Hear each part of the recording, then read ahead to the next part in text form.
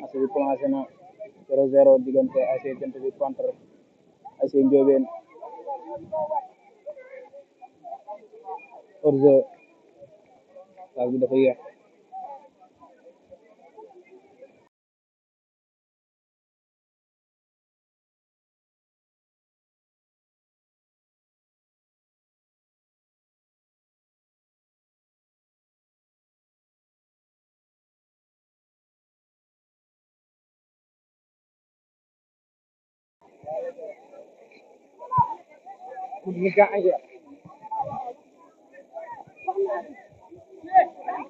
Ballon en touche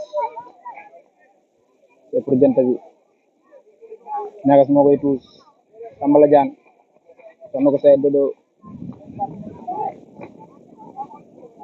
ballon de Babacar c'est pour Mama Saïd Dodo coup franc Aliou Ka def na coup franc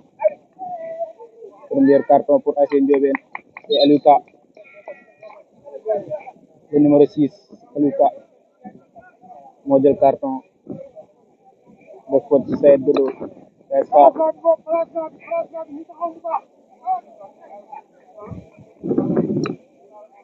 le coach Baye Moussar moo taxaw ci camp wu ASC Jant bi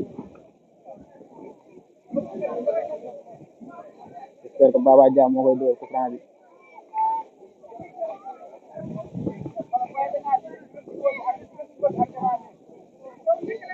Baba Dia moo dóor coup franc bi on est à 0-0 Baba Dia dossard numéro 29 abi signalé na centré na ko ci point penalty bi c'est pour qui Ndiobène dégagé na ballon bi Aliou Ka Baba Dia remise en tête Aliou Ka Abdoulaye c'est la passe à qui Saïd Dodo coup franc signalé c'est pour ASC Jant bi faute sur Abdoulaye Sarr Samba Diop moo def coup franc bi l'attaquant Pointe Samba Diop numéro 9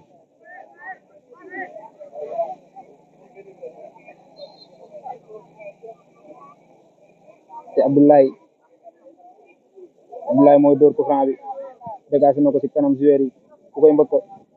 seen défenseur Ndiobène bi mbëkk na ko Babacar dugal na bal bi premier but pour ASC Jant bi marqué par Babacar dugal na bal l'attaquant Pointe le nouveau joueur de ASC Jant bi l'ancien joueur de ASC Jàppo Babacar voilà Babacar attaquant Pointe dossard numéro 20 nee na gars yi nañu yuuxu Babacar il a marqué son premier but avec ASC Jant bi. On vous rappelle qu'il y a 2 buts marqués déjà. Non, c'est pour FC Manigui dimanche contre FC Avenir. La première journée.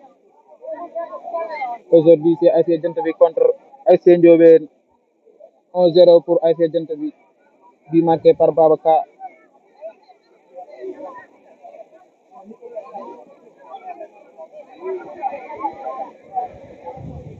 Takoum Omar Sarr.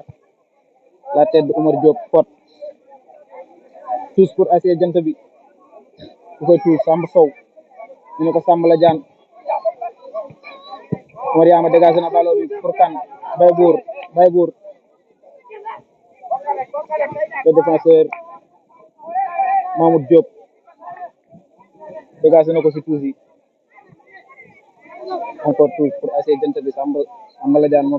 koy tuus jox na ko kan Saer Dodo encore ballon dégagé par Moussa Awa tuus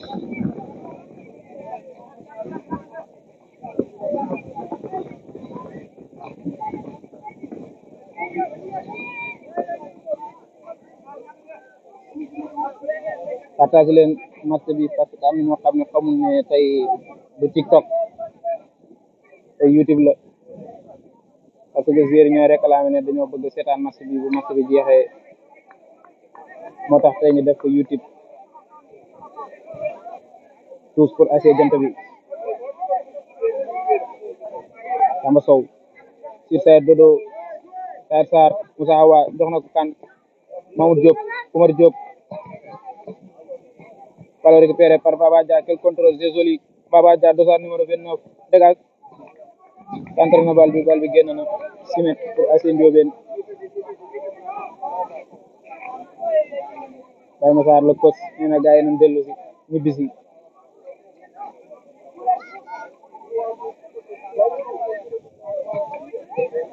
am na joueur bu tudd si digg terrain bi c'est parce que c'est Baba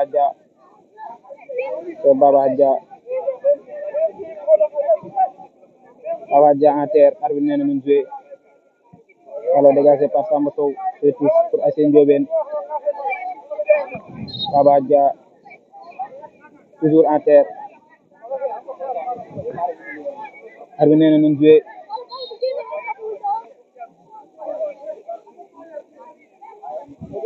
arbitre moo ngi réclamé soigné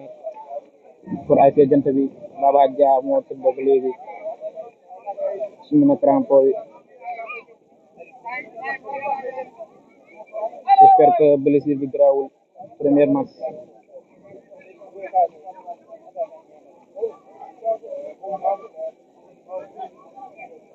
Baba Dia ba léegi dafa tëdd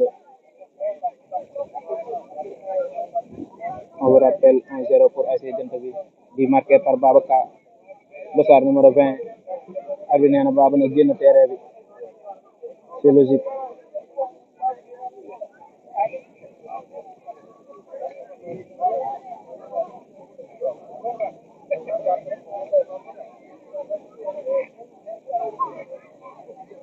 waaw moo tuus ballon bi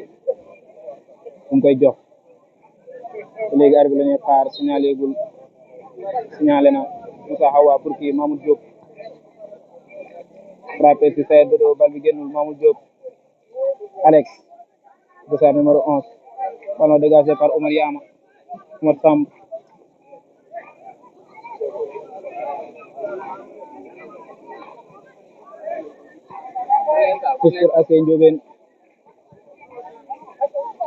tous pour AC Ndiobène Moussa Awa tous na ballon bi si Mamoud Diop Alex ça ne sera pas corner c'est tous pour AC Ndiobène ballon dégagé par Samba Ladiane Samba Sow ñu ne ko ñagas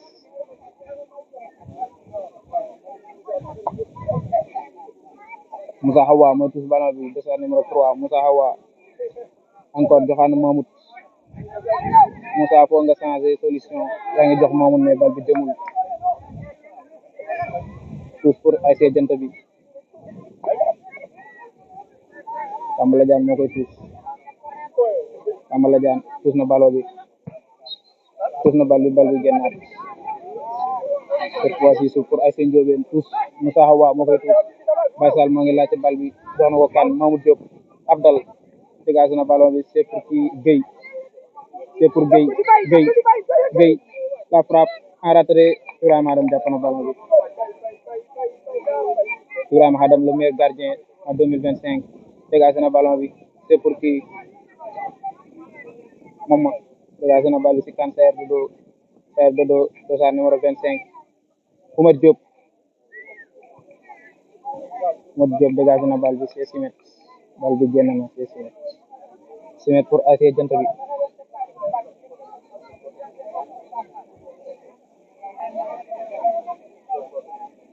5 minutes de jeu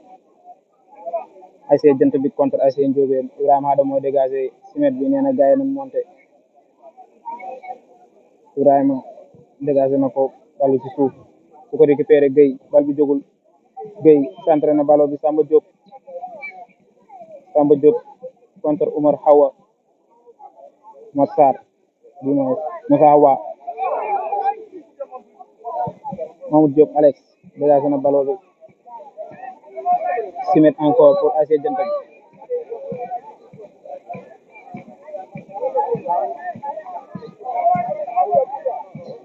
voilà Baye Niass Sarr milieu gauche ba ASC Janta bi ren ci banc bi la nekk di waxal ay joueur am Oumar Sarr dégagé na ballon bi c'est pour qui Babacar contre Mamadou Diop Alex Mamadou Diop Abdal pour Gueye ballon le capitaine Gueye dossard numéro 10 Baysal la frappe croisée c'est tous pour ASC Janta bi joueur en terre je pense que c'est Moussa Hawa bien sûr c'est lui dossard numéro 3 Moussa Hawa sur terre yow mooy dugg pour soigner ko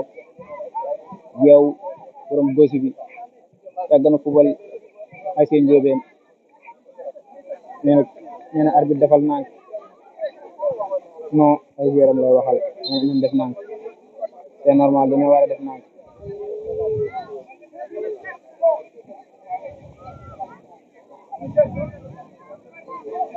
tous Samba Ladiane Mariama dégagé na ballon bi c'est pour qui Babacar il est rapide day jël bal bi da koy jël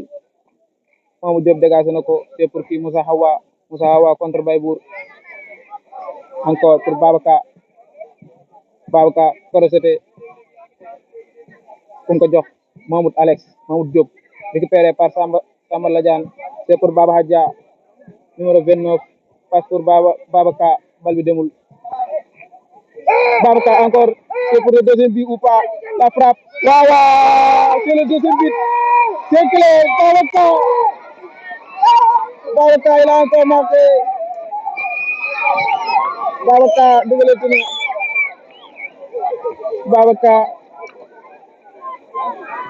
Babacar joueur bu bees la pour ASC Janta bi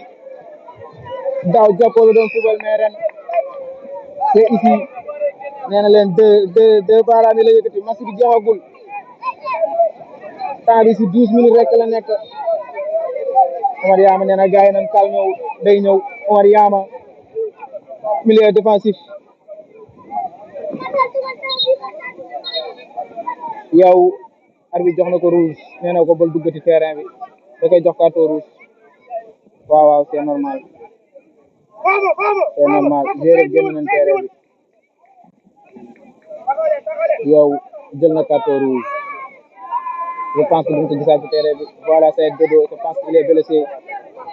arbitre signalé na waa Ndiobène lañ mu ne 2-0 encore bi marqué par Babacar rek faute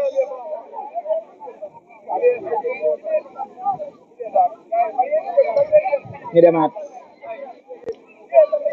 Baysal tëdd na ci terrain bi Baysal moo tëdd ne ci digg terrain bi mais arbitre touche la signalé c'est pour ASC Janta bi voilà c'est Dodo dafa yàkkamtee dugg mais arbitre nee na ko dellul ba ma woola milieu droite Saïd Sarr dina ko Saïd Dodo Baysal jogaan na bu koy tuus Grand Sarr dégagé na ballon bi c'est pour qui Moussa Hawa contre Baybour jox na bal bi kan Saïd Dodo def na passe bi jàllul Mamadou Diop Alex sige xool si kanam xool ku muy def passe def na passe bal bi contré na par Baybour c'est tous pour ASC Ndiobène Mamadou Diop Alex moo ngi kaas nee na lii du yoon tous c'est pour ASC Ndiobène ay tous nee na ko reculer du foofu ñëwal Moussa Hawa du foofu nee na ko ay ca Moussa Hawa yaa koy def c'est pour Mamoud Diop Alex Samba Ladiane xëcc na ko ñagas xëcc na ko arbitre signalé na ko franc c'est pour ASC Ndiobène arbitre central mu ngi laajte ballon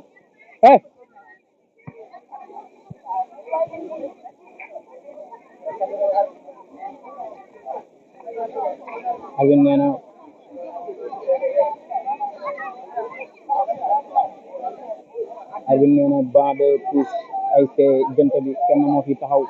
c'est le coach c'est Baye Massar le coach Baye Massar moom rek a fi taxaw nee na Mamoud Diop tekki li nga tekki say loxo lii fubalul nee na ko lii fubalul Abdallah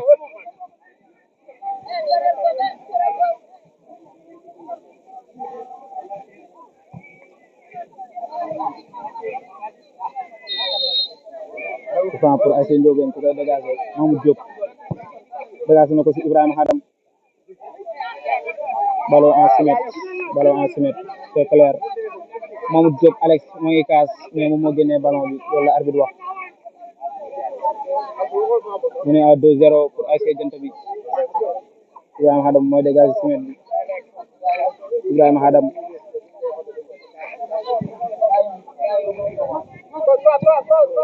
Mamoud Diop dégagé na bal bi c'est pour Abdoulaye dégagé pour Kane Babacar nee na ko lesel bal bi ma def ko waaw jox na ko Kane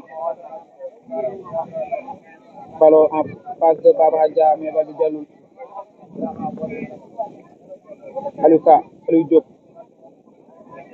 encore ballon pour Papa il le donne à Saër Dodo ballon perdu c'est pour 6 mètres pour ASC Ndiobène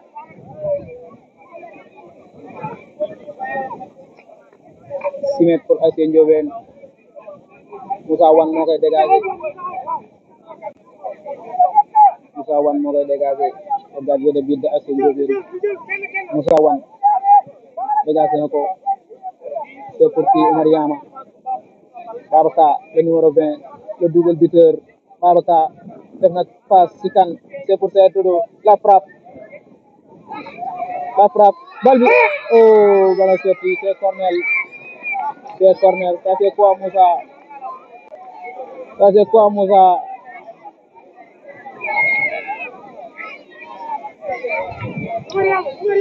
corner pour ASC Jant bi ku koy dégager Baba Hadja Baye Massar woona Oumar Yama le milieu défensif Massar numéro 30 Baba Hadja mooy dégager corner bi Baba Hadja arbitre signalé na Baba Hadja dégagé na ko c'est pour qui ku koy mbëkk waa Ndiobène dégagé na ballon bi Samba Diop pied gauche Ibrahima Hadam topp na ci bal bi Ibrahima Hadam waaw gardien bu mag day ko Oumar Sarr jox na Kane Samba Ladiane ñagas Saër Dodo moo ngi demandé ballon bi c'est joli Oumar Diop Moussa Hawa Samba Diop passe sur qui Gueye mais bal bi demul Birane Fama mbëkk na ko c'est pour Babacar ballon dégagé par Ahmad Sambou Samba Diop contre Abdoulaye ballon de Baybour à qui Samba Ladiane bal bi génn na tuus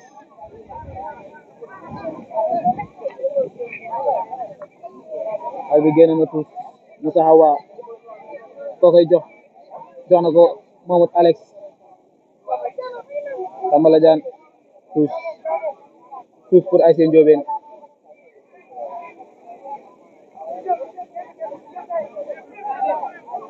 tuus na ballon bi si Mamoud Alex Oumar Yama protégé na ballon bi mu génn 6 mètres pour ASC Jant bi Baye Massar nee na taxaw leen nee na ay joueurs am nañ taxaw kenn ku nekk sa place yéen na si gaana 2-0 waaw ku koy dégager Abdoulaye Sarr Gueye récupéré na ballon bi, ballon de Baba Hadja. Baba Hadja passe ci Sambala Diane, Sambala Diane contrôle def passe ci kanam, c'est pour Baybour ou Mamoud Diop dégagé na balle bi, Mamoud Diop dégagé na balle bi, touche encore, c'est pour ASC Jant bi, ASC Jant bi moom touche, c'est Sambala Diane, Dossard numéro 31, Baba Hadja le numéro 29, Mamoud Diop toujours day dégagé, Sambala Diane dégagé na balle bi encore, c'est pour Mamoud Diop, Oumar Diop, Oumar Yama dégagé na balle bi, Oumar Samb,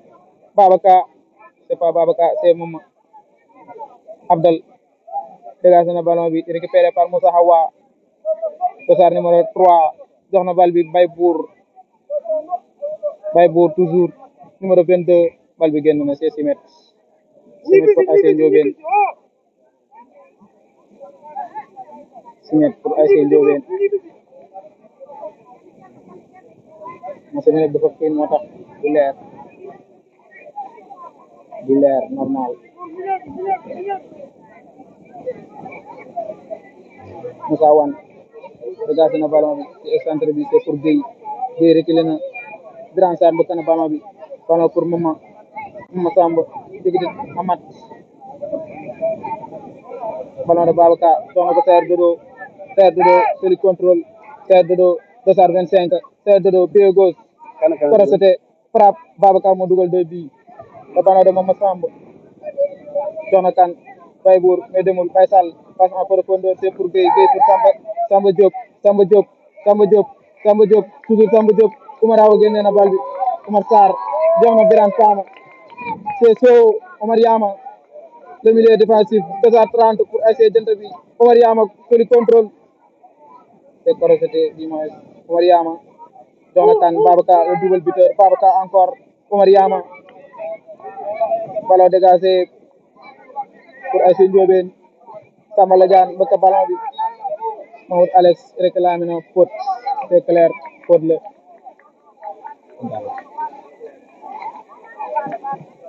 Coup franc pour ASC Ndiobène, voilà le coach Baye Massar, l'homme des grands rendez-vous, le champion 2025 des tournois interquartiers de Thiarène.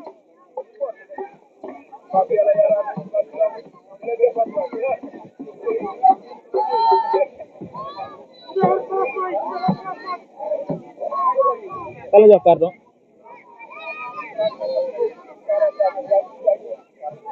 coup franc bi kan moo koy dóor, Mamoud Diop, Alex toujours moo dóor coup franc yi, Ibrahima Adam parel bal bi day ñëw, Mamoud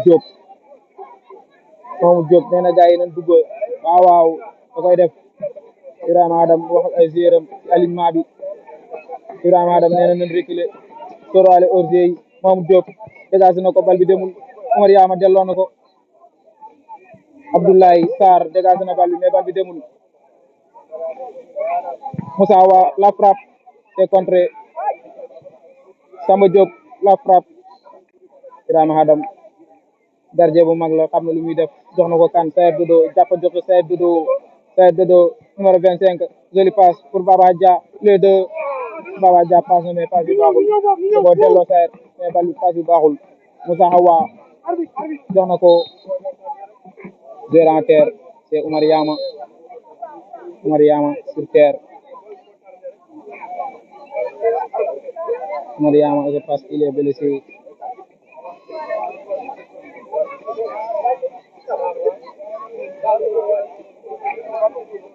Il est blessé, Oumar Yama.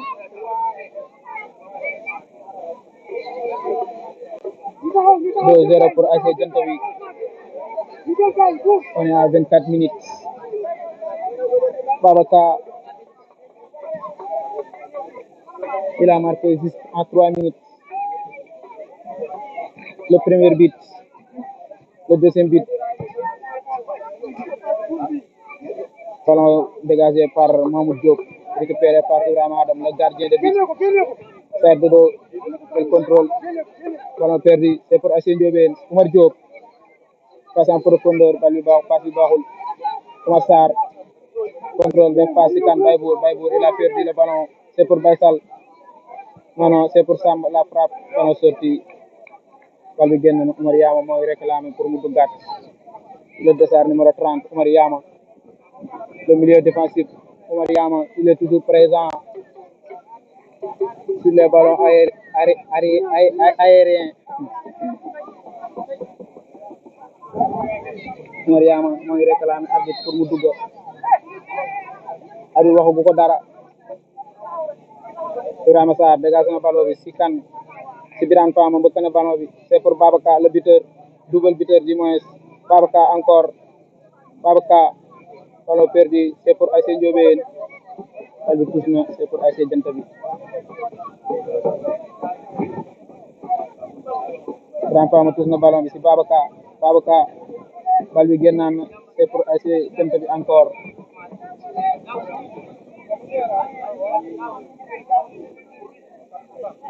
touche pour ASC Janta bi Birane Sarr mooy touche ballon bi fu mu koy jox pour Mama Samb Mama dégage bal bi Amath Samb le grand frère de Oumar Yama sur les couleurs bleu yaare arbitre nee na dara amul c'est normal dara amul Abdoulaye Sarr jox na ko Oumar Yama passe sur kii c'est pour Sarr arbitre signalé na coup franc da koy jox Oumar Yama carton jaune da koy jox waaw Oumar Yama nee na du dara bal bi la dóor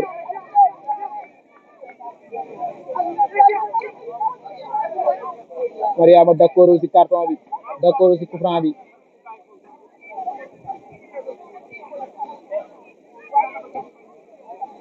mag ji moo koy dóor Amath Sambu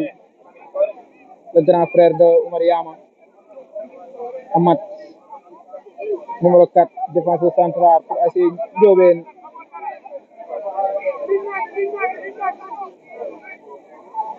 Ibrahima moo ngi defet barrage Ibrahima Sarr le meilleur gardien de Thiarène Ibrahima Sarr numéro 16 c'est son numéro préféré je pense bien Amath Sambu le deux mains croisées centré na ko Ibrahima parel bal baa ngi ñëw Ibrahima jàpp na ko kii dafa yomb si moom da koy jàpp bal bi du wadd ballon pour Babacar contre kii Babacar ballon pour Ndiobène Gueye rek centré na bal bi balew contre c'est cornel pour ASC Ndiobène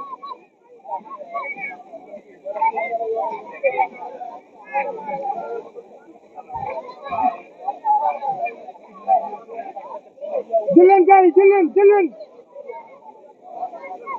kenn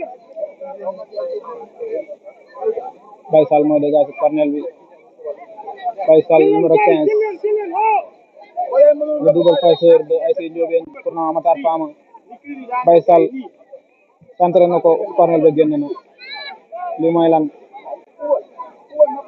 6 mètres pour ASC Janta bi nee na gaay nañ gaaw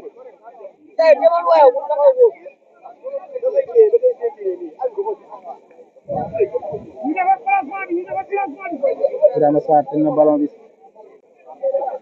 fu mu koy jox toujours le même côté c'est pour Babacar le buteur Baye Sall Ibrahima Sarr Babacar ballon dégagé par Amath Sambu baro pour Mahmoud Alex qui donne la passe à Samba Ibrahima jàpp na bal bi comme daf def passe ci kan Sarr Moussa Hawa sëgg na Sarr jox na bal bi ballon perdu c'est pour Aluka ballon Oumar Diop pour kii Mahmoud Alex coup franc am na Baye Moussa nee na lii du dara le coach te ASC Janta bi nee na lii du dara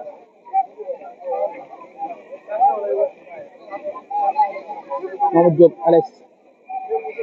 Boussard numéro 11 moom lañ gaañ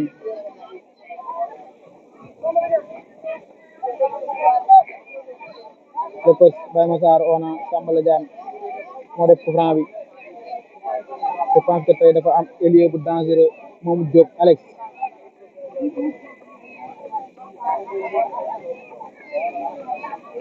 coup franc bi Baye Fall moo koy dégagé Baye Fall moo koy dóor numéro 15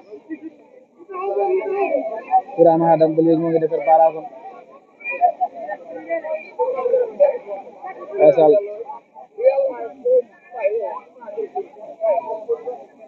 Baye Fall Baye Fall tel est là yëkkati bal bi centré c'est pour qui Ibrahima Adam jàpp na ko Ibrahima Sarr te gardien de but de ASC Jant bi calme na jeu bi def dégagement ci kan Sarr Dodo moom kese la def contrôle waaw contrôle perte ballon bi c'est pour Moussa Hawa coup franc pour ASC Ndiobène encore Baye Bour moo ko def ci kan Moussa Hawa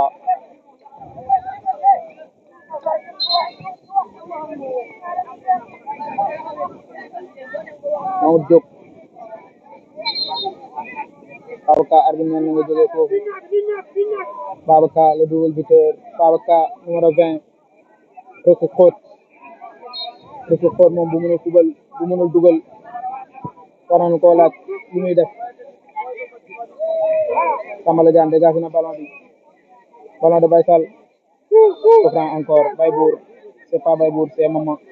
Samb moo def coup franc bi encore coup franc pour ASC Ndiobène coup franc pour ASC Ndiobène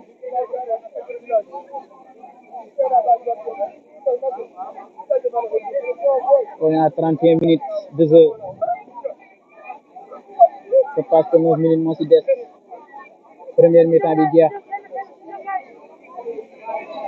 le temps c'est 40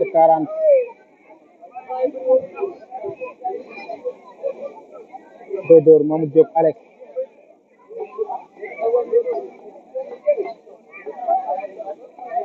Diop Alex numéro 11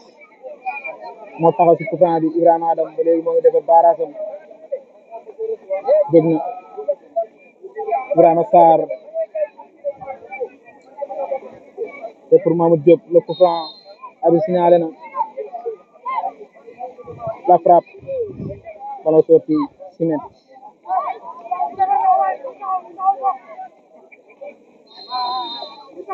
arbitre moo ngi réclamé ballon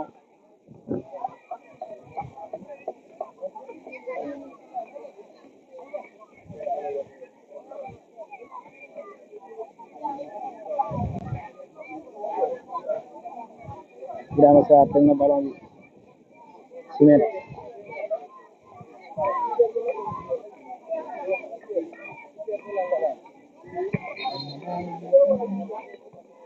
Ibrahima Sarr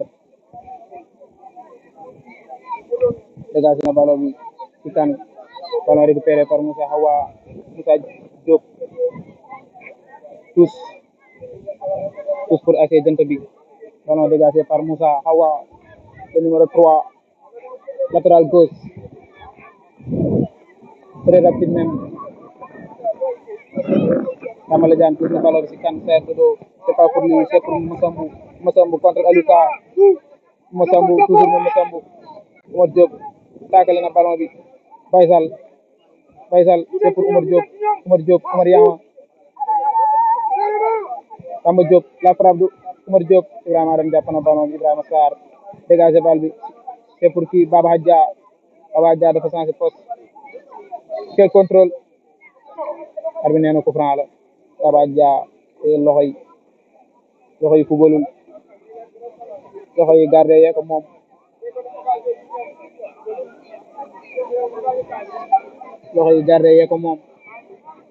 du pour yow kuy dégagé coup franc bi Amat Sambu yëkkati na ñaari loxo yi Amat dégagé na ballon bi centré na ko laay wax Mamadou Diop Alex contre kii Sambala Diane bal bi génnul Baye Sall Omar Diop passe ci kan Samba Diop la frappe dama croisé 6 mètres encore pour ASC Jant bi Ibrahima Adam moo ngi wax la ay joueur am utiliser leen seen moyen bi use your moyen Simet Ibrahima Adam moo koy dégagé nee na gars yi utiliser leen seen xel yi toujours même côté coup franc encore Jant bi li mu def ci coup franc bëri na trop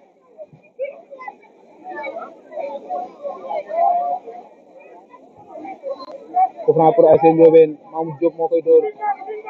Mamoud Diop Alex moo koy centré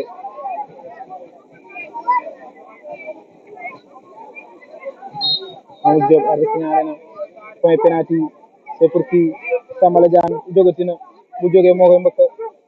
Babacar dégagé na ballon bi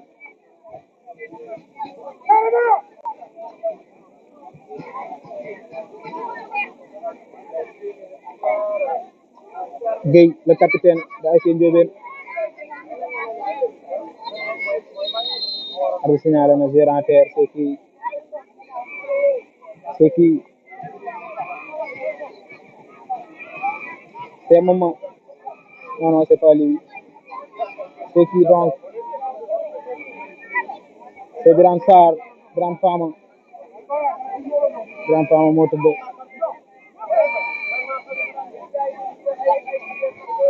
jóg na Birane Fama jóg na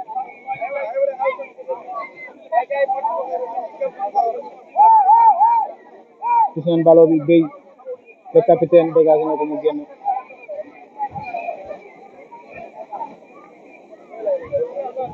6 mètres pour ASC Jant bi Ibrahima Adam teg na ballon bi Ibrahima Adam def passe kan Oumar Sarr taxum dégagé na ballon bi bal Mamadou Diop mbëkk na ko Samba pour kii Faysal Babacar contre Amat Samb la frappe bal contrôle de Mamadou Diop Alex def passe en retrait Samba Moussa Awa contrôle contre qui Fer Dodo taakale na ko coup franc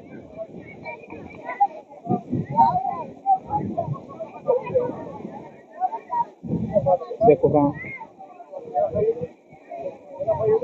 encore pour ASC Ndiobène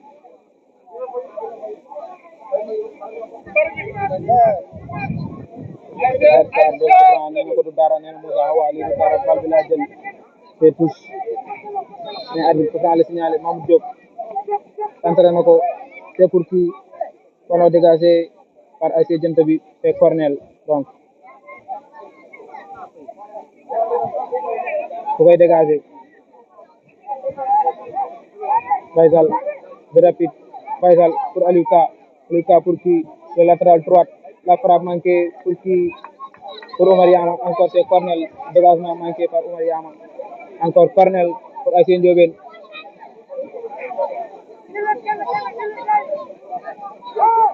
on est à 2-0 pour ASC Jant bi soli centre bal bi génn na Cornel bi génn na 6 mètres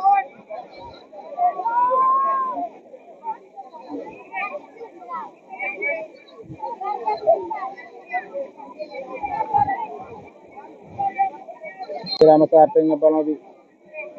gardien ASC Ndiobène bi gëj na gis ballon bi depuis bi ñu ko dugalee deuxième bi la gëj a gis ballon bi Ibrahima Sarr dégagé na ko toujours même côté le contrôle de Mama Sambou qui fait la passe à Baba Dia contrôle orienté Baba Dia contre Mama Sambou tous pour ASC Jant bi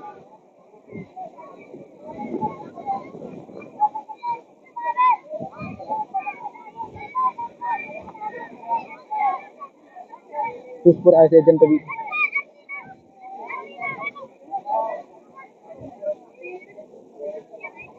Birane Fama tous na ballon bi ci kan Baba Dia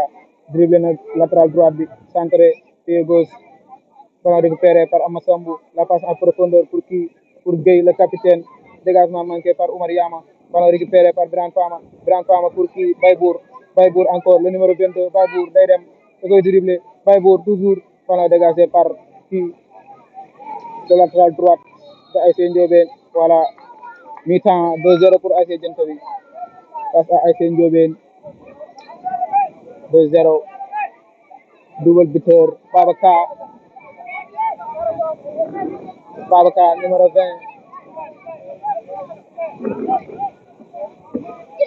man déggoo la ngay wax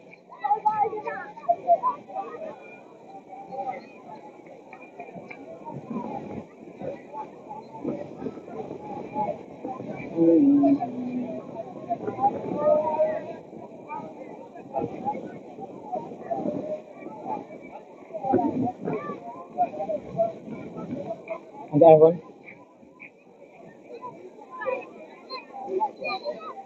xam nga ko moom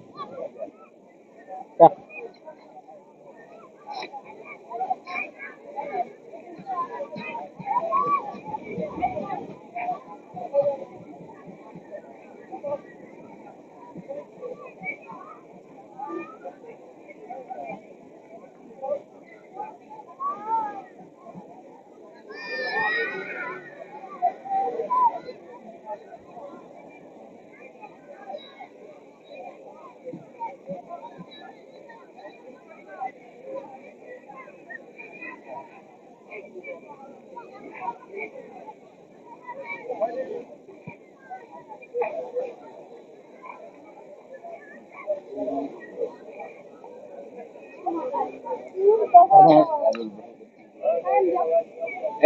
loolu doo ko teg fii mu ne lay gisal ngay dem ci dikk moom. ñoo ngi toog fii.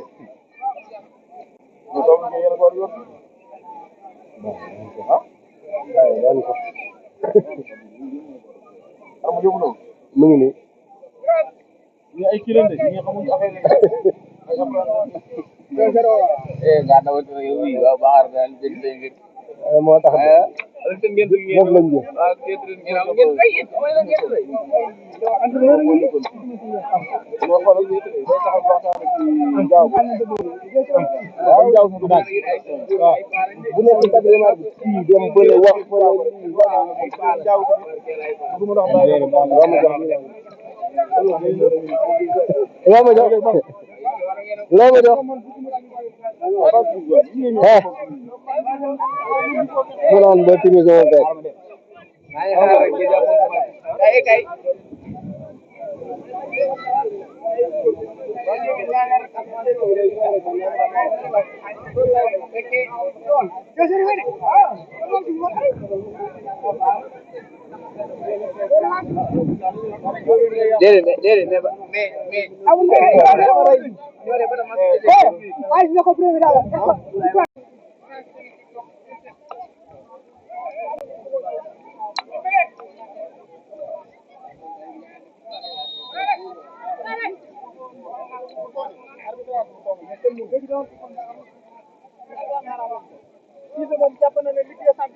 lan la def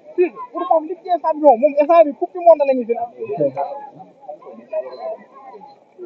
baba déjà fële baba fële bu ko dossé war naa dem wala loolu man dama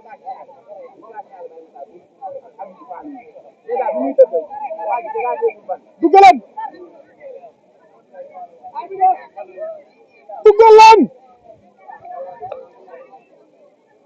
yaa nga fi kii de nang rek ah voilà deuxième mi-temps bi commencé na Samba Diop dégagé na ko Saliou génn na Simet Amala Diane génn na Yanga moo dugg moom ak grand femme ñoo génn Yanga ak Isma Sarr ñoo dugg ci latéral yi Yanga latéral gauche Isma Sarr latéral droite le fils de Baye Massar Isma Sarr moo remplacé Sambala Diane Ibrahima Adam dégagé na ballon bi c'est pour Baye Bour contrôle dox kan passe pour Saër Dodo pour contre Moussa Awa Mamadou Diop dégagé na ballon bi touche pour ASC Ndiobène Saër Dodo tëdd na ba léegi Moussa Awa moo ko taakale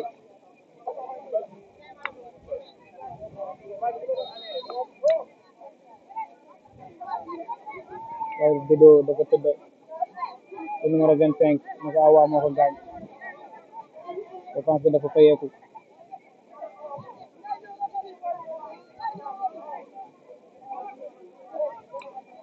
Saer Dodo jóg na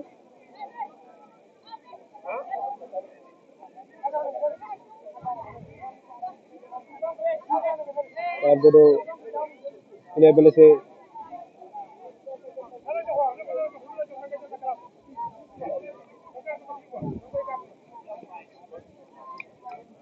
Pour ASC Janta bi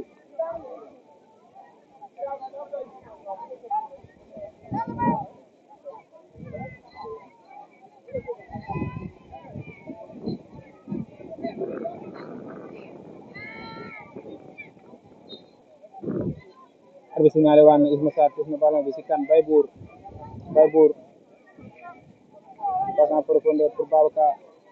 moom Diop protégé na Babacar bal bi day génn waaw Simet pour ASC Ndiobène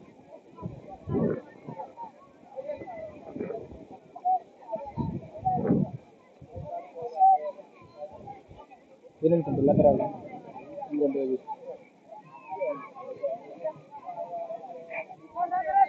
Moussa Hawa dox na bal bi kan Omar Yama dégagé na ko Omar Diop coup franc pour ASC Janta bi je pense que Ibrahima Adam moo koy dégagé le gardien de but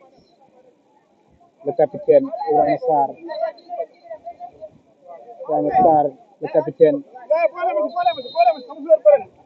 am na ku mu ko jox Baybour la jox capitaine bi Saer Dodo est blessé changement Amad Dia moo dugg le numéro 17 Aliou Ka moo toog Isma Sarr moo dugg Saer Dodo moo génn dafa blessé Abdoulaye dégagé na coup franc bi Moussa Wane jàpp na ballon bi dégagé na ko Isma Sarr mos na ballon bi Isma Sarr contre Oumar Diop pour Mamoud Diop Alex le numéro 11 def centre ci kan Yanga mbëkk na bal bi ballon pour Oumar Diop Baybour le capitaine jox na kan Baba Sarr Baba Hadja Yanga contre Samba Diop Yanga il donne le ballon à Baba Hadja contre qui le latéral droite de ASC Ndiobène le numéro 2 day dem Samba jox na bal bi Gueye le capitaine Gueye pour qui pour Oumar Diop numéro 8 Babacar c'est joli Babacar jox na kan Baba Hadja le numéro 29 le meilleur joueur jox na kan Babacar le double buteur Babacar contre Ama Sambou Babacar bu dem Ama dégagé na ballon bi c'est pour qui Ama Sambou def passe ci kan Baba Hadja il a manqué sa passe Samba Diop Mama encore le numéro 34 Mama ubbi mu leer jox kan Baba Hadja le numéro 29 Baba Hadja contre Baba Hadja def passe ci kan demul Mamadou Diop dégagé na ballon bi le défenseur central de ASC Ndiobène Abdoulaye bëkk na ballon bi ballon touche c'est pour ASC Ndiobène ballon bleu ASC Ndiobène ba touche Almada le numéro 2 c'est pour qui jox na ko kan Gueye le capitaine perte na ballon bi Mamadou Diop pour Samba Diop bal bi génnul Samba Diop abi signalé na Simet bal bi génn Simet pour ASC Janta bi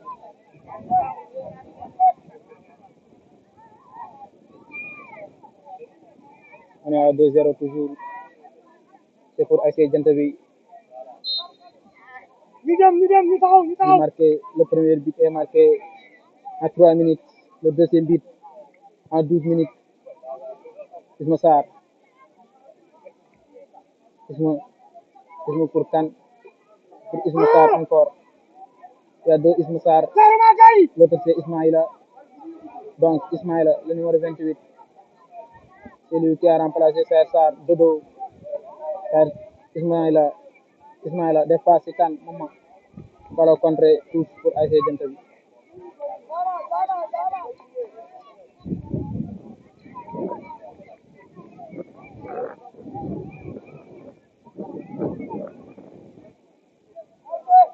ballon touche pour ASC Janta bi Isma Sarr moo koy touche le fils de Baye Massar le coach ASC Jant bi Isma Sarr Isma bal bi si Babacar le buteur Babacar toujours centré na Mamadou Diop dégagé na ko ballon dégagé encore par Amath Diop Amath Samb du moins Oumar Yama pour Babacar contre pour Babour il a manqué sa frappe ballon pour Almada le numéro 2 latéral droite d'espace Sikan ballon récupéré par Baba Dia Baba Sarr numéro 29 contre Baysal tous pour ASC Jant bi Baysal d'accord mais c'est pas que moo contre balle bi donc c'est pour ASC Jant bi loolu la arbitre wax Janga Pape Siley Gueye Amad dégage na ballon c'est pour Ismaïla contrôle d'espace Sikan passe bi baaxul Samba Diop pour Amad Dia numéro 17 ñëwoon na bay na bal jox na kan Mamoud Diop Alex Mamoud jox na kan bal bi ci oore la ko jox 6 mètres encore pour ASC Jant bi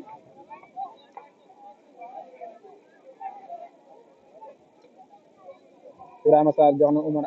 Oumar Takoum Oumar Sarr jox na ko kan Isma Sarr latéral droite def passe en profondeur pour kii pour Mouma Samb pour kii perte na ballon bi ballon récupéré par Moussa Hawa mu mottali ci Sarr Dodo Baysal le numéro 15 Baysal tourné def passe ci kan latéral bi Moussa Hawa contrôle joxaat ko ballon bi Moussa ballon pour kii Amad Dia numéro 17 Baybour passe bi baaxul te ballon pour Amath Samb la frappe de Amath Ibrahima Adam laal na bal bi génn corner donc bi baax na Ndiobène di waajal changement numéro 7 mooy dugg ñu ne ko Papa Aliou Niang numéro 7 abi neen na xaar corner bi jàll Aliou Niang Vini mooy dugg pour ASC Ndiobène ku koy dóor corner bi c'est Gueye le capitaine numéro 10 Gueye le capitaine entré na ko ballon dégagé par Baybour ballon pour Gueye le capitaine numéro 10 contre kii Baba Sarr Baba Hadja encore Gueye pour kii Baysal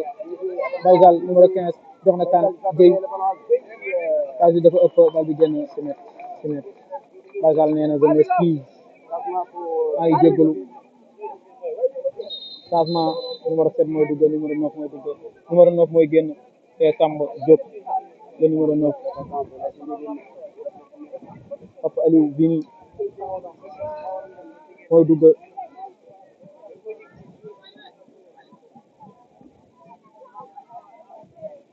ngeen ko duggal nga taxaw ci centre bi fi nga mëne Mamoud Diop Alex dem ci point bi Samba Diop moo génn tey gisul dara c'est normal du mën a gis dara Jant bi seen défenseur bi dafa baax Oumar Hawa def passe ci kan Ismaïla contrôle ballon perdu encore Ndiobène joxaat nañ bal bi waa Jant bi ballon dégagé par Amath Samb ballon pour Gueye le capitaine Gueye pour kii Mamoud Diop Alex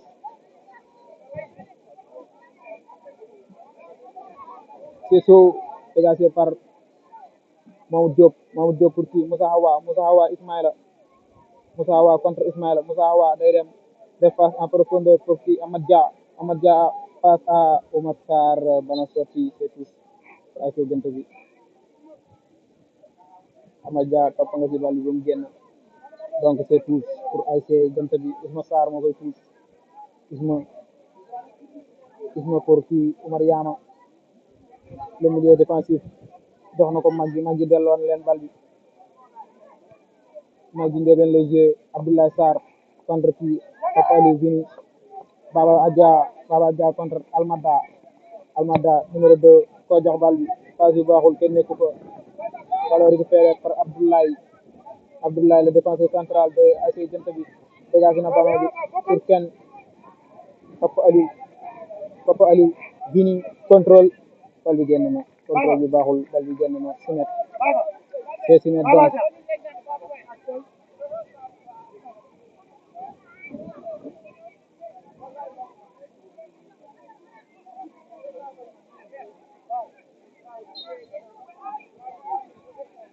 Ibrahima Sarr moo dégagé semaine bi dégagé na ko comme ko jox c'est pour Babacar dévier na ballon bi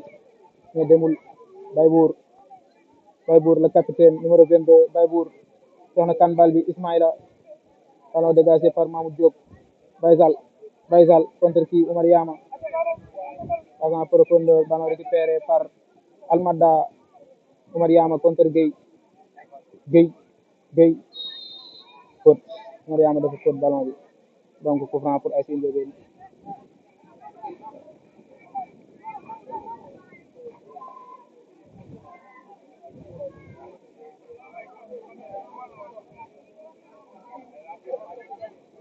abi nee na Oumar Yama dellu ginnaaw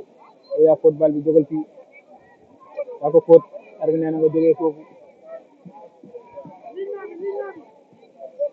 kenn du fi taxaw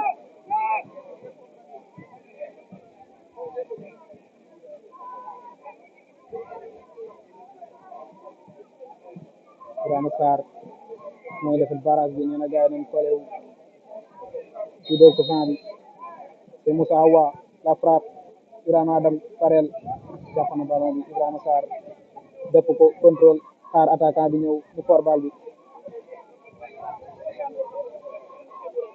Ibrahima Sarr dégagé na ballon bi c'est pour Babacar dégagement bi gardien Moussa Wan jàpp na bal bi dégagé ci kan ballon récupéré par Oumar Sarr Kakoum ballon pour Oumar Diop ak kii Moussa Awa passe en profondeur c'est pour Amad Dia numéro 17 Amad Dia fekk na ballon bi Amad Dia toujours la frappe bal bi génn na c'est Simet Amad Dia mënatoo ko mënoon nga ko mais léegi mënatoo ko oh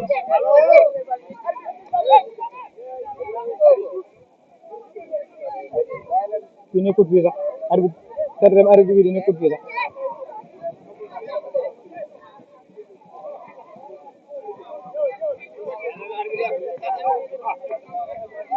Simet c'est pour AS Jant bi Ibrahima Sarr nee na gars yi nañ dugg ji nee na nañ monté voyage na bal bi si digg bi Almada mbëkk na ballon bi Isma Sarr contre Mamoud Diop jox na bal bi Moussa Awa numéro 3 Moussa Awa dégagé na ballon bi Oumar Yama nañ ko ne dégagement Abdoulaye Sarr dégagé na ballon bi c'est pour qui Babacar contre Moussa Awa Babacar contrôle bal bi kenn nekku fa suñ ko def kenn nekku fa Mamoud Diop dégagé na ballon bi c'est pour qui Papa Aliou Vini contrôle Yanga nee na pour kii doo fi amee dara dégagé na bal bi ci tuuti pour AS Ndiobène Almada soo koy tuus def na tuus ci Baysal contrôle c'est pour Amad Dia Papa Aliou Vini le numéro 7 gauche droite Yanga Papa Aliou daanu na coup franc pour AS Ndiobène voilà Baba Cissé si banc wu AS Ndiobène ku ko xam-xamee ko Ndiobène wala Ngayeen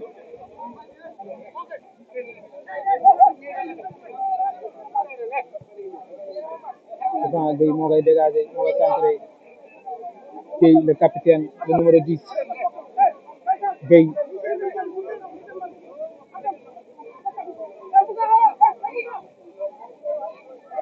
Gueye mooy dégagé mooy centré ci banc bi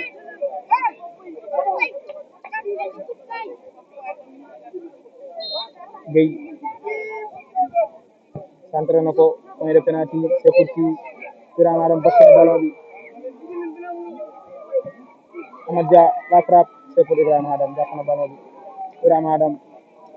sànni na ballon bi c'est pour Baba Dia contre qui Amassambou le défenseur central Baba Dia dépasse pour Babacar penalty ku perte ballon bi nii penalty pour AS Jant bi Babacar naroon na dugal troisième bi la passe de Baba Dia passe bi baax na mais ku nekk ci gaañ yi dafa jàpp bal bi te Moussa Wa moo jàpp ballon bi ci biir camp yi Babacar mënoon na dugal son troisième but triplé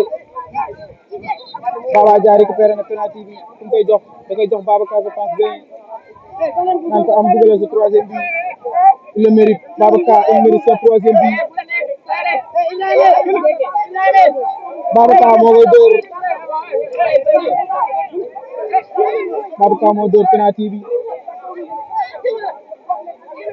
waa jant bi ñoo ngi réclamé carton rouge pour kan Moussa Wa dafa tànn ballon bi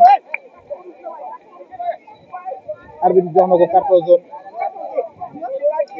mais Abdoulaye la jox carton jaune c'est pas Moussa Wa Abdoulaye mooy réclamé carton rouge mais arbitre joxul Moussa Wa dara Abdoulaye Sarr la ko jox le défenseur central le capitaine Baybour moo ngi réclamé carton rouge pour kan Moussa Wa penalty bi Babacar moo koy dóor voilà le troisième but Babacar triplé premier match premier triplé Babacar voilà Babacar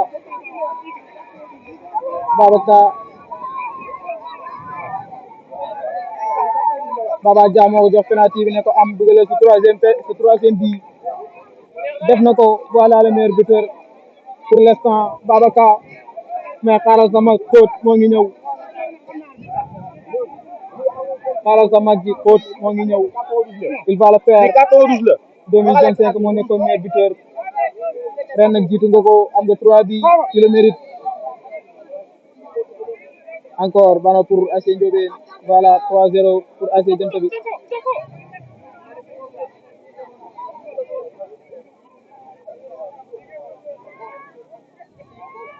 Bama Sall oui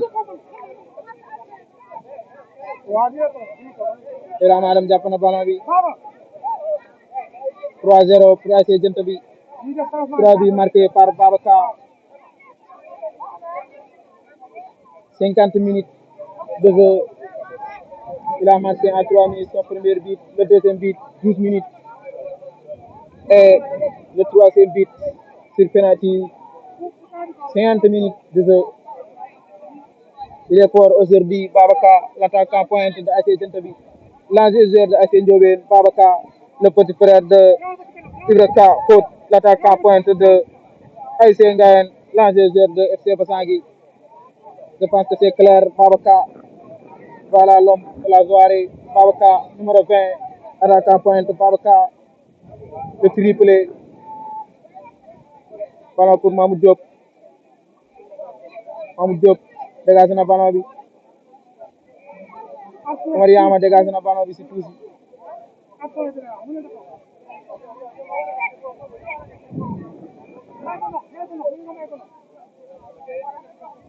ballon pour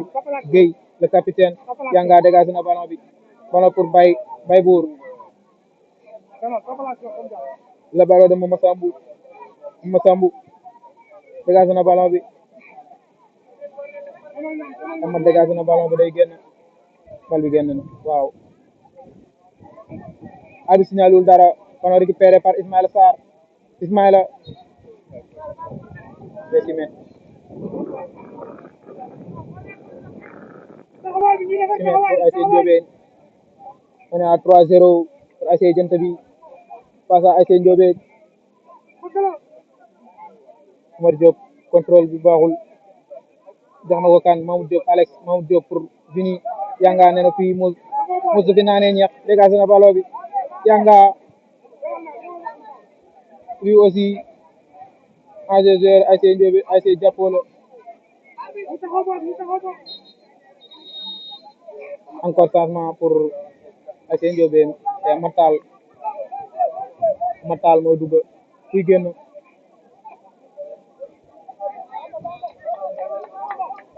c'est Amad Sambou mooy génn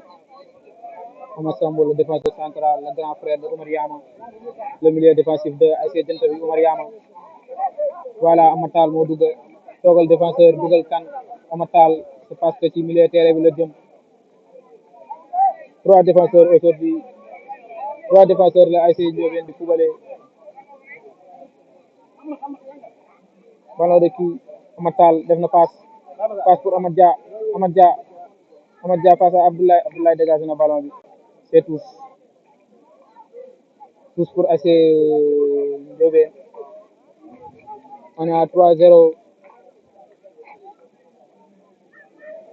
3-0 60e minute de jeu. Il y a un seul buteur, c'est Babacar, l'homme de la soirée. Ballon récupéré pour ASC Djantbi. Babacar a signalé un coup franc pour ASC Ndiobène. Coup franc am na ci Moussa Awa toujours dafa tëdd jógagul.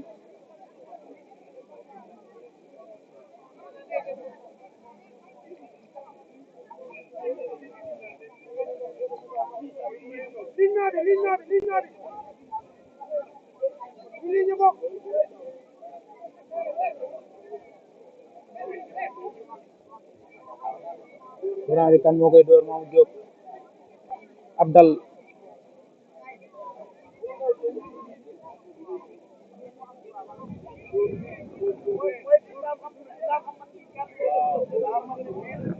Ibrahima Adam moo ngi def barrage am ballon de Mamadou Diop Alex centré na ko la frappe de Gueye Amad Dia Ibrahima Adam jàpp na bal bi Ibrahima Adam jàpp na ballon bi il le dégage c'est pour qui Ismaïla Sarr Ismaïla numéro 28 Moussa Awa dégage na bal bi ci tuuti tous pour ASC Djantbi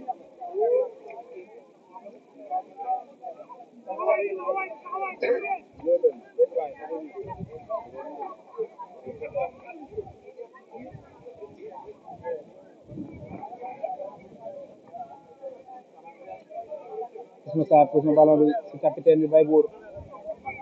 moom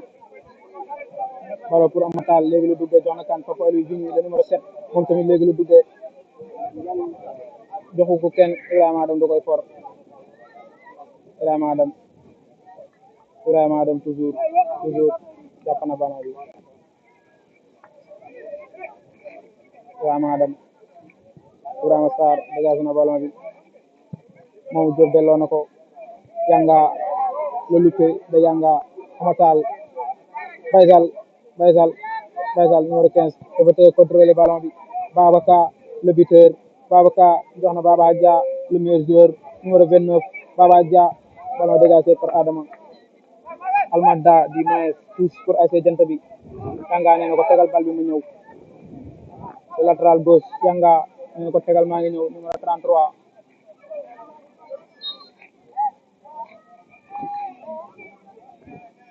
on est à 3-0 Yanga gis na ballon bi ci kan Yanga le contrôle de Yanga jox na kan Oumar Yama dégagé na ballon encore dégagé par Gueye ballon sorti tous pour ASC Djantbi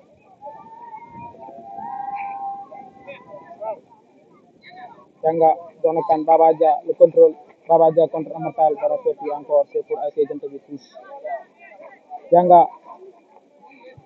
Omar Diop mbëkk na ballon bi c'est pour qui Mamadou Diop Alex numéro 17 petit pont sur qui Baybour def passe en profondeur pour Papa Aliou bal bi day génn ou pas Papa Aliou Vini waaw contrôlé na ballon bi jox kan Mamadou Diop Alex a signalé na hors-jeu c'est hors-jeu oui Mamadou Diop danga faa fanaan hors-jeu c'est pour ASC Djantbi Abdoulaye Sarr qui fait la passe à Baybour Tijeri sur le dribble Yanga dégagé na ballon bi ballon pour qui Mamadou Diop Alex sur qui Amad Tall la frappe croisée de Amad Tall ballon sorti 6 mètres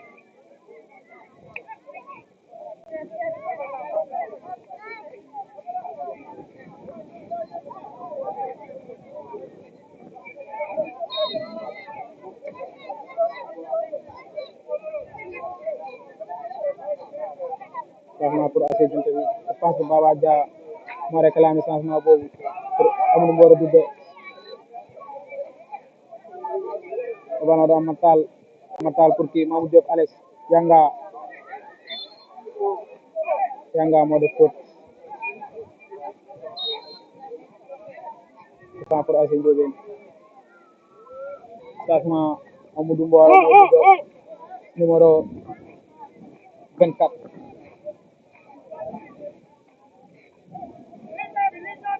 Baba Dia parce qu'il est blessé moom moo réclamé changement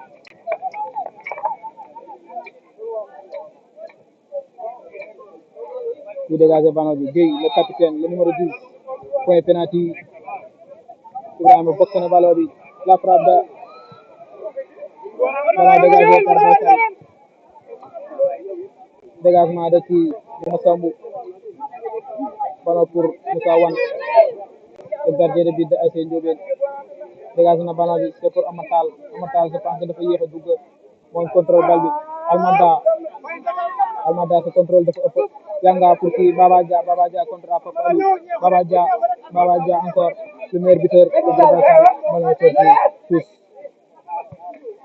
pour ASC Jant bi Yanga tous na ballon bi c'est pour Baybour Papa Aliou Almada Mahmoud Alex def na passe mais kenn nekku fa ballon dégagé par Isma Sarr ballon de Ismaïla Sarr numéro 28 Ismaïla dribble franc Moussa Wa def na ko franc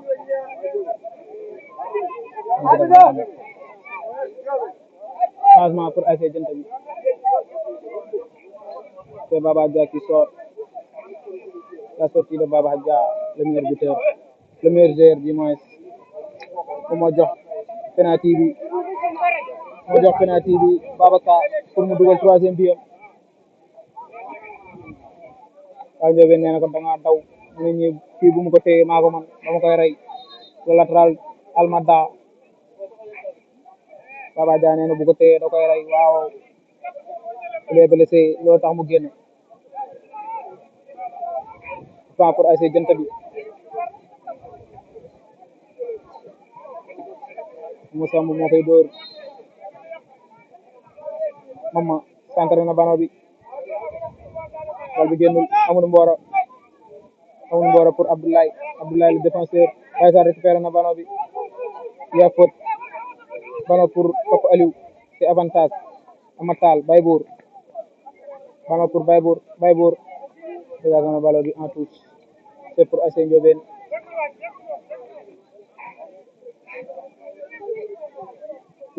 sur Amad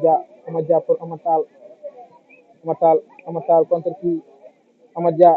résolu Yanga c'est corner Yanga dégage na balle bi corner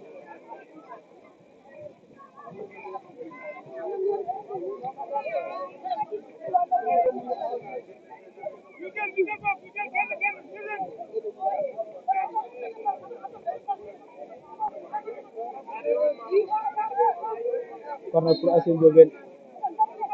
Mamadou Diop Alex dégage na corner bi la frappe manquée de Amad Dia ballon pour Moussa Wa numéro 3 latéral gauche Moussa Wa ñu ko jox Omar Diop sur Moussa Wa encore ko def c'est Moussa Mbou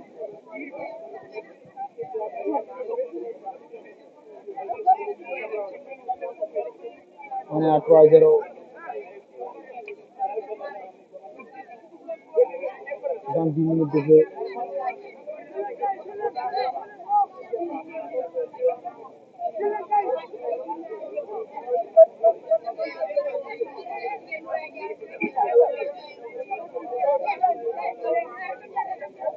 Gueye moo dóor coup pour ASC Ndiobène Gueye moo koy dóor centré na bal bi centré bi baaxul ballon dégagé par ASC Jant bi Baybour le numéro 22 le capitaine contre qui Almada pousse na ko encore coup franc pour ASC Ndiobène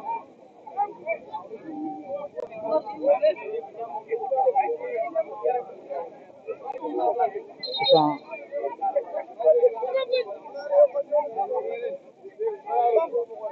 Franc pour ASC Ndiobène ku koy dóor te Abdal le capitaine Gueye dóor na Mamadou Diop Abdal dégagé na centre na bal bi te pour kii kenn ku fa Moussa waa contre kan Ismaïla ballon dégagé en touche pour ASC Ndiobène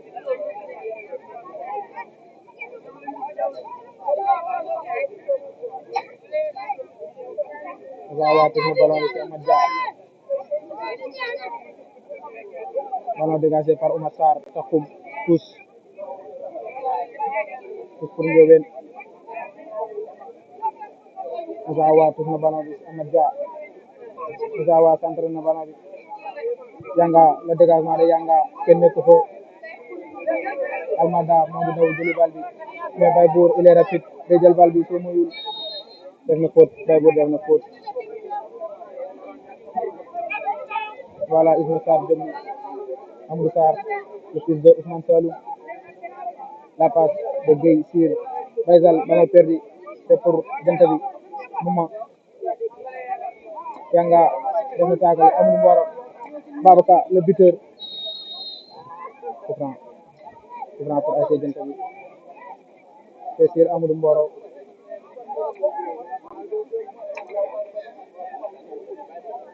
Amadou Sarr numéro 21 mooy waajal bu jot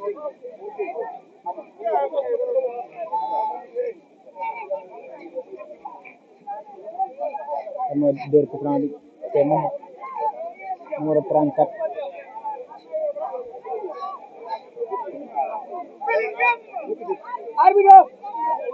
changement numéro 32 mooy génn numéro 21 mooy dugg arbitre nee na joué leen changement bi c'est après Moussa Awa il est rapide day dem Moussa Awa dugal na quatrième gars yi daane nañ ko Ibrahima Adam for na ballon bi attaquant bi laal na ko jógaan na Ibrahima gardien bu mag la lancé na ko ci Ismaïla Sarr Mamadou Diop Alex def passe ci kan Omar Diop def passe Amad Dia contrôle bi baaxul Omar Yama dégagé na ko tuuti le changement Amadou Sarr mooy dugg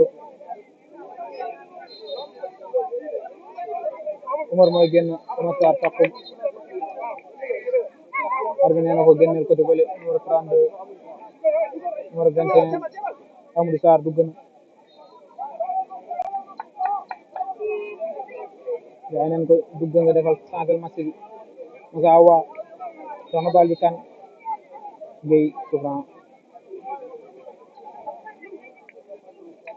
encore pour ASC Ndiobène 14 zone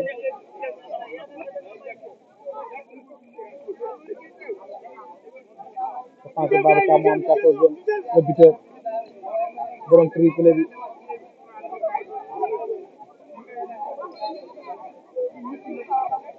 Mamadou Diop Abdal door na coup franc bi Ibrahima Adam bot na ballon bi coup franc di gardien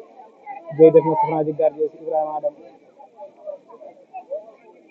ñoo jox ko loxo coup franc pour ASC Janta bi coup franc di gardien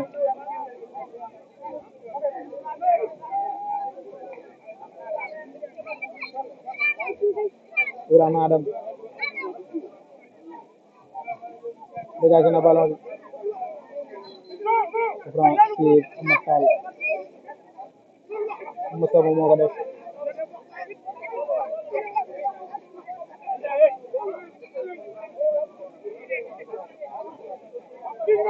coup bi Abdal moo ko dégagé ko moom arbitre signalé na hors-jeu waaw hors-jeu la Mamadou Diop Alex dafa hors-jeu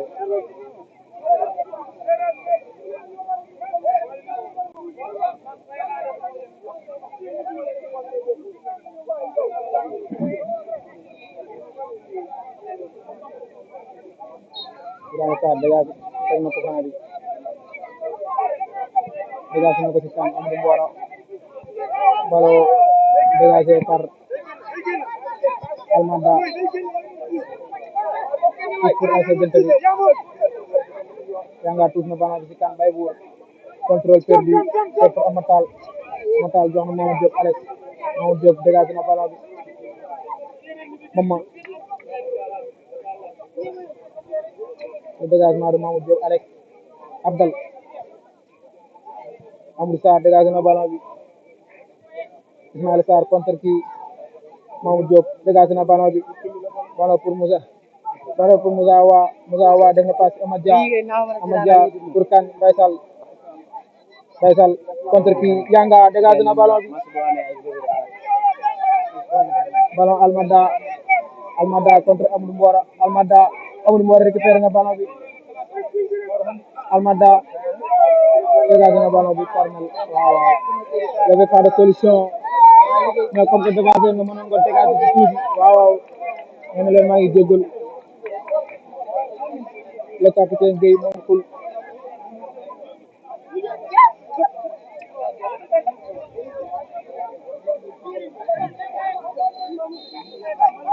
77 minutes de jeu Babacar le buteur moo centré corner bi centré na ko bu koy mbëkk Amadou Sarr Moussa Wane dégagé na ko su ko moom Mamadou Diop Alex coup franc Mariama jël na carton jaune amoon na carton jaune voilà carton rouge pour Mariama carton rouge pour Mariama la ñu 30 nee na ko defuma dara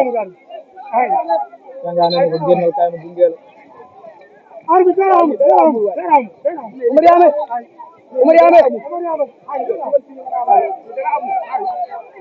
carton rouge pour Mariama borom milieu défensif bi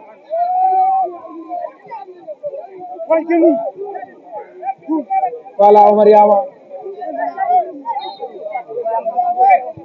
bi dégagé nañ ko Mamadou Diop dégagé par Amadou Sarr Mamadou Diop Alex def na passe ci Almanda dégagé na bal bi ballon pour Abdoulaye contre Amad Dia Abdoulaye dégagé na ballon bi ñëwaat mbëkkaat abi signalé na ko franc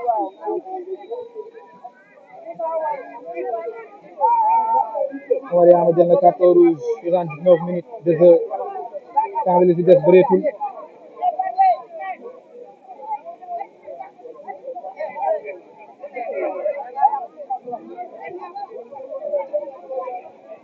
remplaçant ASC Jant bi ñoo ngi kaas nee na arbitre dafay yàq seen match nawetaan nga 2-3 naan arbitre day yàq sa match loolu xam équipe boobu ñëwul pour fo dafa ñëw pour jëlaat trophée comme ni mu ko defee woon 2025 ASC Jant bi ay xale kese lay teg voilà le nouveau joueur Amadou Mboro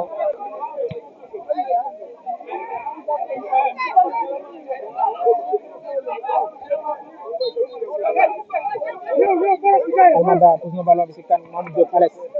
Diop Alex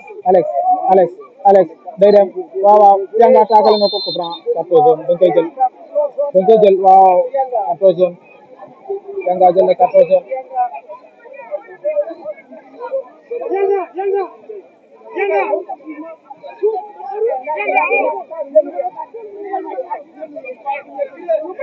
Mamadou Diop Alex moo ngi raaj ballon bi ñu bàyyi pare woon pour jox ko bal bi voilà Baba Cissé Gueye le capitaine moo door coup franc bi on est à 80 minutes de jeu c'était 40-40 temps bi li ci def war pour mën a bëri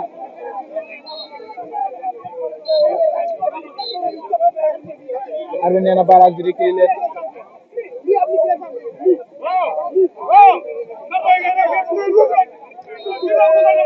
Gueye dégagé na bal bi mais dégagement bi baaxul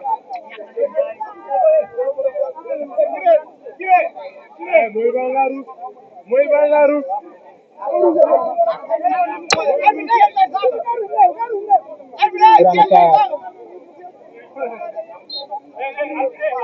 Ibrahima Sarr dégagé na ballon bi Almada mbëkk na ko Omar Diop Isma Sarr Omar Diop ballon dégagé par Amadou Sarr ballon pour Moussa Wa ballon touche pour ASC Ndiobène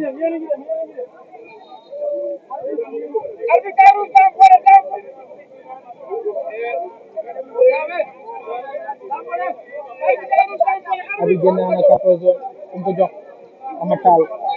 non non c'est Moussa Wa la jox 14 ballon pour Gueye ballon pour Abdel la passe pour kii Amadja fragmenté Ibrahima dem jàpp na ballon bi dégagé c'est pour kii Ismaïla contrôle bi baaxul Mamadou Diop Abdel dégagé na ballon bi ballon récupéré par Babacar le buteur le triplé Babacar borom triplé bi Babacar contre Mamadou Diop Alex Babacar c'est lui l'attaquant pointe mais day wàcce Baysal jox na kan Amatal bàyyi bal bi Almada delloo waan na ko bal bi Amatal numéro 14 joxaan na Almada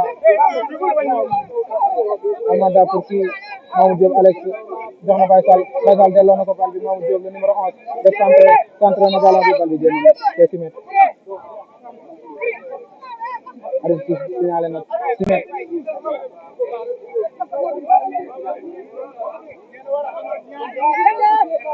Moussa Deme yanga deme côté bi am na jàpp Mamadou Diop Alex yanga ne ko déedéet dellu rek mën naa ko gérer Ibrahima Sarr dégagé na ballon bi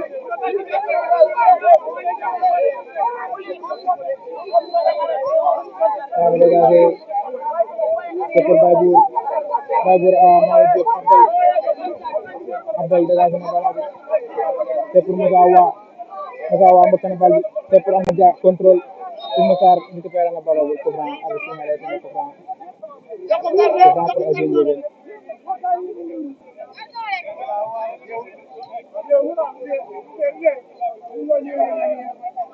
pour ASC Ndiobène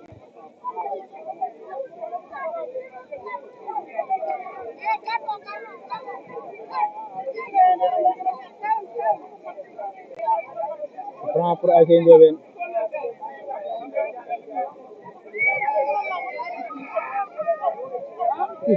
waaw yéen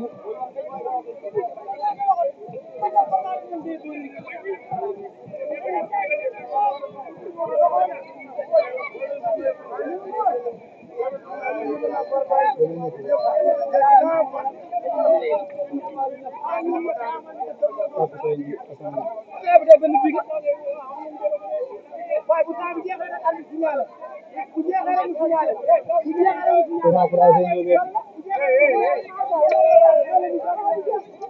on est à plus 5 minutes de jeu temps bi 40 la waroon a 40 Mamadou Diop Alex la frappe Ibrahima dem jàpp na ballon bi